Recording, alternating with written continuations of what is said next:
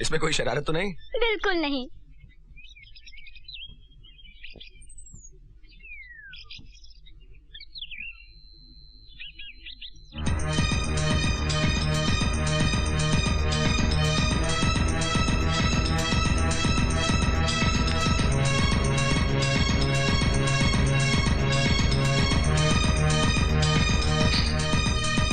अब आप खुद ही लगा लीजिए।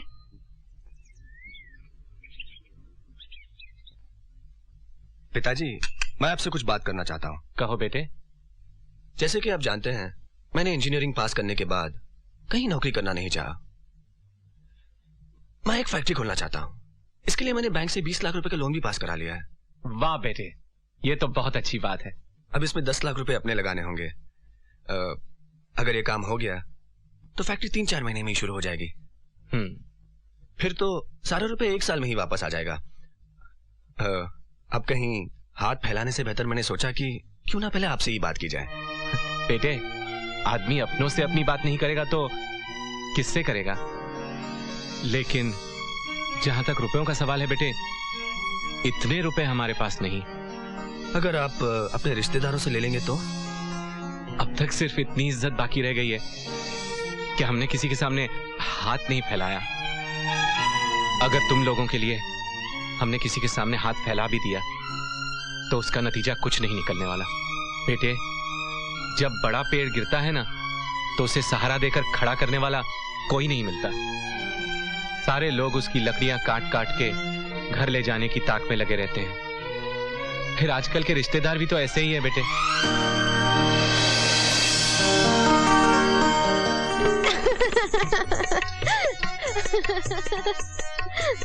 निरंजन बाबू, अगर आपको रुपए के लिए ही शादी करनी थी तो मुझसे कर लेते, मैं 10 लाख दे देती। तो अब शादी कर लेते हैं। लाओ 10 लाख। ना बाबा ना, कोई मुझे पहली बीवी बनाएगा तब इतनी कीमत चुकाऊंगी। दूसरी बीवी तो मैं सबकी हूँ ही। क्यों?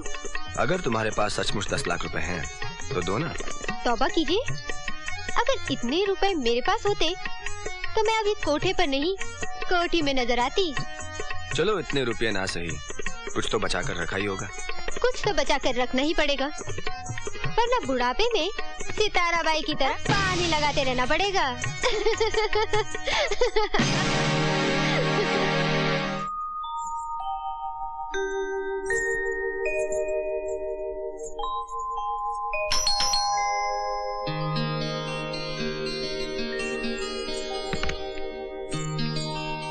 निरंजन बाबू का पैगाम है कि वो वापस अपने गांव चले गए। उन्होंने और कुछ कहा? जी और कुछ नहीं कहा। आप कौन है? आप मेरे बारे में ना ही जाने तो बेहतर है। आदाब।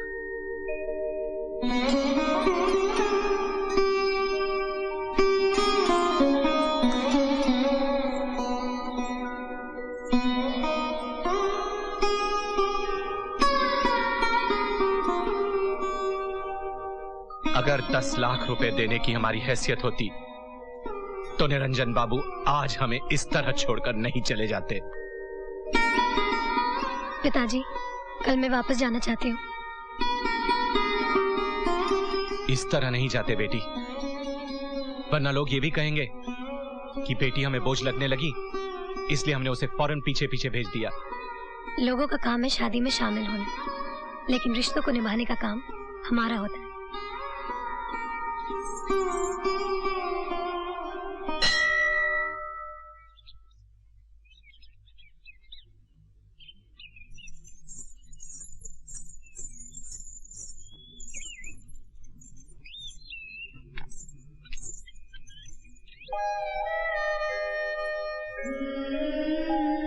तुम बेटी तो बहुत अच्छी हो, लेकिन उससे अच्छी तुम बहू हो। तुम बार बार यह एहसास दिलाती हो कि तुम जैसी औलाद को पाकर ये दीवान कंगाल नहीं रहा, धनवान बन गया है।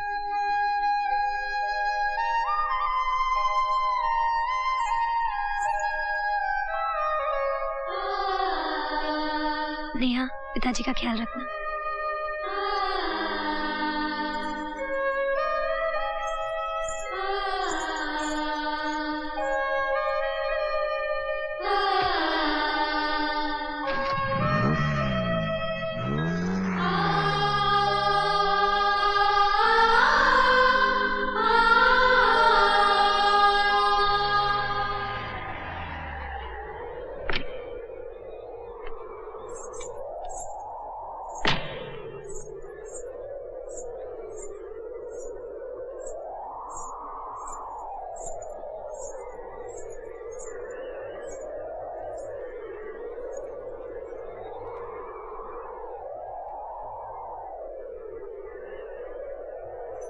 दीदी, आप ससुराल नहीं गई?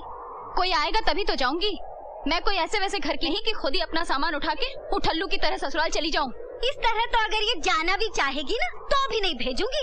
भाई हमारे घर कोई खाने पीने की कमी है क्या जो हमें ये बोझ लगेगी? क्यों भाभी, आपको कोई पहचाने भी नहीं आया? दीवान साहब ने जवान लड़की को अकेले ही भेज दिया। भाई खानदानी लोगों की बात ही निराली होती है।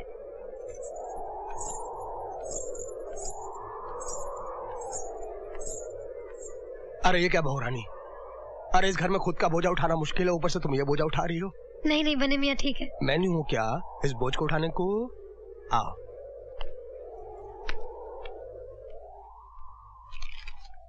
छोटे चौधरी, बहुरानी आई हैं।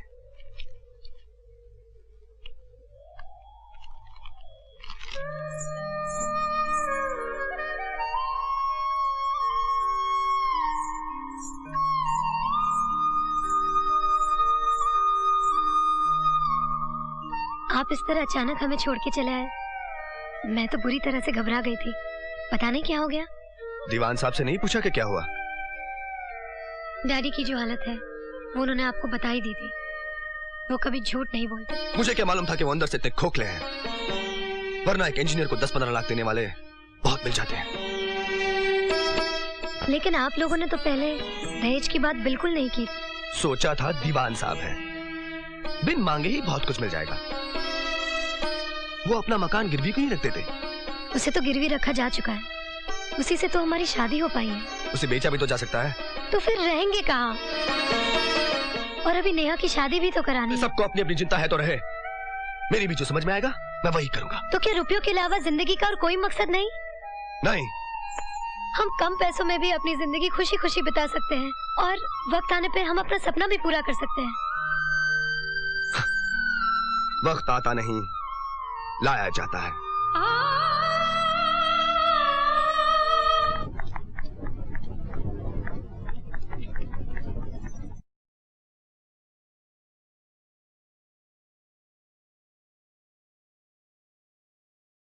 बहू जी, कल्पिता के सर में इतना दर्द है कि वो तड़प रही है, इसलिए आज का खाना तुम ही बनाना। जी हाँ।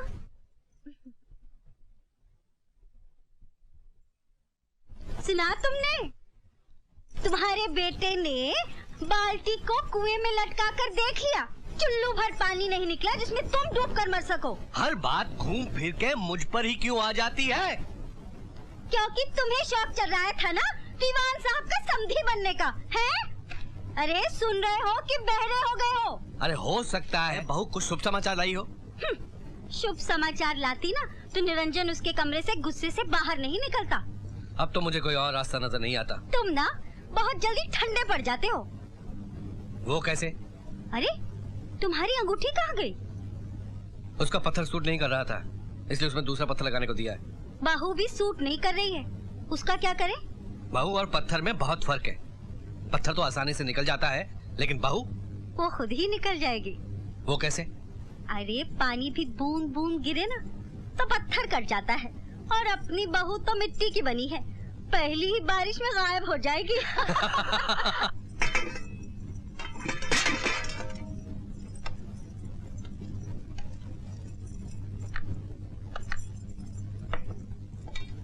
बिल्लू भैया आया बहुरानी। बड़ा दुख देना नथनिया ने। आप बोलिए। टेबल पर खाना लगा दीजिए, मैं हाथ मुंह धोकर आती हूँ। अच्छा। उई!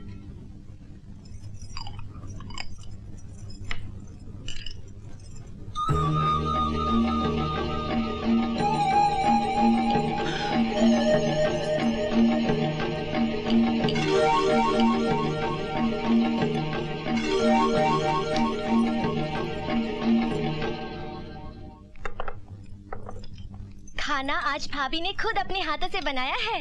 लो बेटा, ये लीजिए। अरे भैया को भी दो ना सब्जी। ये ले बेटा।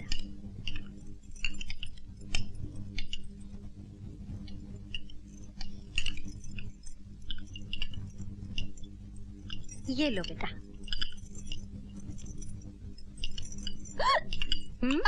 इसमें नमक कितना ज्यादा हो गया। हाँ? थू! अरे बहू, तुम्हारा बस चले तो हमें जहर चटा दो।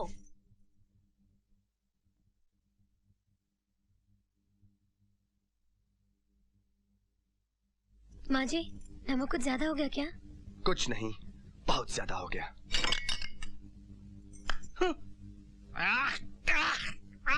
पानी दे छोटी, पानी दे जल्दी। अब क्यों जान निकल रही है?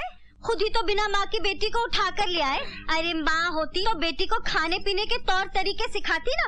सब तुम्हारा ही किया धरा है, भोगो अब। अरे मेरी तो ये समझ में नहीं आता कि सारी बातें घूम फिर कर मुझ पर ही क्यों आ जाती हैं। माँ जी, मैं फिर से खाना बना दूं? बस बस रहने दे बहू, खाना हम बना देंगे, तू सिर्फ बर्तन साफ कर दिया कर। जी। याद रहे, मैंने बर्तन साफ करने के लिए कहा है, तोड़ने फोड़ने के लिए नहीं। इतना ढेर सारा काम, बाप रे बाप, इतने बर्तन। आओ, लगता है चौधराइन ने पड़ोसियों के बर्तन भी इधर से मंगा लिए। क्यों? हमारे अपने घर में बर्तन कम है क्या? वैसे भी अपना काम खुद ही करना चाहिए। काम करते रहने से सेहत भी ठीक रहती है और रात को नींद अच्छी आती है। और एक बात तुम दोनों कान खोल कर सुन लो, खबरदार जो मेरे घर के मामले में टांग अड़ाई तो, समझे? अरे इतने बर्तन? जाओ, चलो यहाँ से। आ जाते हैं पता नहीं कहाँ से मुंह उठा के। बड़े आए थे उसके हमदर्द बनके। लेकिन एक बात तो है मम्मी। क्या? तुमने बेचारी को कुछ ज्यादा ही बर्तन दे दिए हैं। अरे मैं तो और देने वाली थी ताकि रात भर घिसती रहे। वैसे भी निरंजन रात भर आने वाला नहीं है। वो कहाँ गए हैं? बैंक मैनेजर से मिलने गया होगा। इसी महारानी की वजह से तो सारा मामला खराब हुआ है। मैनेजर को पटाने के लिए दारू वारू पिलाएगा और सुबह को लौटेगा। माँ, खाना तैयार है। अच्छा चलो।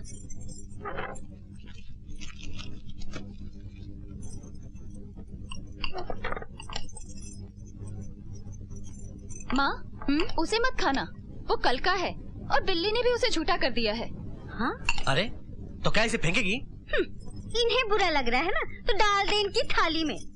घूम फिर कर सारी बातें मुझ पर ही क्यों आ जाती है? अरे मेरे कहने का मतलब ये था, इसे बहू तो खा सकती है कि नहीं? हाँ हाँ, वो क्यों नहीं खा सकती, वो तो है ही जूठन खाने लायक। हाँ, उसके लिए रख दे। बिल्ली का जूठा खाएगी तो बिल्ली की तरह बेवफा हो जाएगी, तब ये घर भी जल्दी से छोड़ देगी।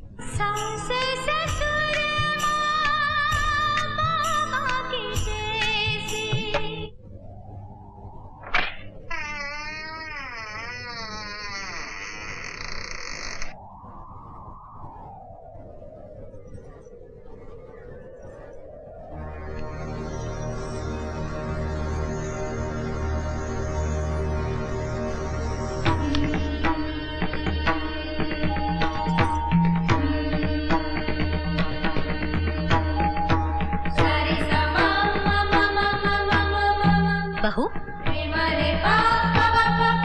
क्या बात है? माँ जी, मैं आप लोगों से कुछ कहने आई हूँ। कहो। मुझे मालूम है कि मैं जितना सहूंगी आप उतना ही ज्यादा जुल्म करती जाएंगी, फिर भी मैं आपका हर जुल्म सहती जाऊंगी। अगर आप ये सोचती हैं कि आपके जुल्म करने से मैं ये घर छोड़ दूंगी तो आप ये गलत सोच रही हैं। एक बात याद रखिए, मैं इस घर में कोई शोभा की चीज नहीं जो बाहर निकालकर फेंक दी जाए। मैं इस घर की दीवार या छत भी नहीं जो तोड़कर नई बना ली जाए। माँ जी, मैं तो इस घर का आंगन हूँ जो इस घर से कभी अलग नहीं की जा सकती।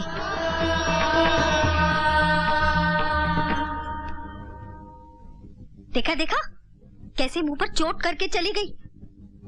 सब तुम्हारी वजह से हुआ है। मेरी ये समझ में नहीं आता कि हर बात घूम फिर कर मुझ पर ही क्यों आ जाती है। सबसे पहले तुम ही गए थे ना उसे देखने और आकर बोले साक्षात सरस्वती है। मैंने खून नहीं किया। जब मैं अंदर गया तो उसका खून हो चुका था। ये सच है कि मैं मीना भाई के कोठे पे गया था।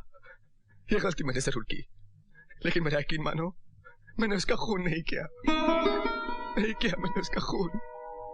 मेरे खिलाफ साजिश की गई है। मैं मरना नहीं चाहता। चलिए मैडम, मुलाकात का वक्त खत्म हो चुका है। पूजा, मैं मरना नहीं चाहता। मैं मरना नहीं चाहता पूजा। मैं मरना नहीं चाहता पूजा। मैं मरना नहीं चाहता। मैं मरना नहीं चाहता।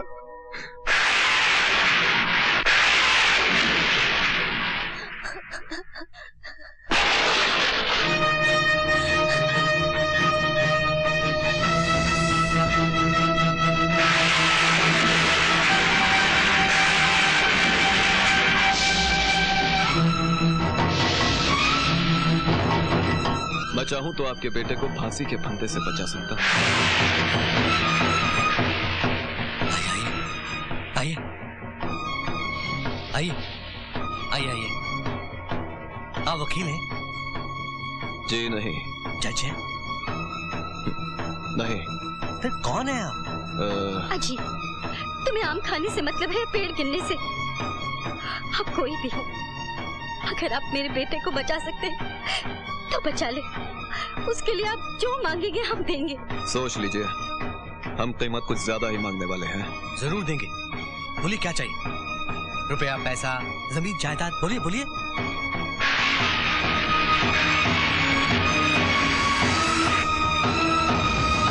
मुझे एक रात के लिए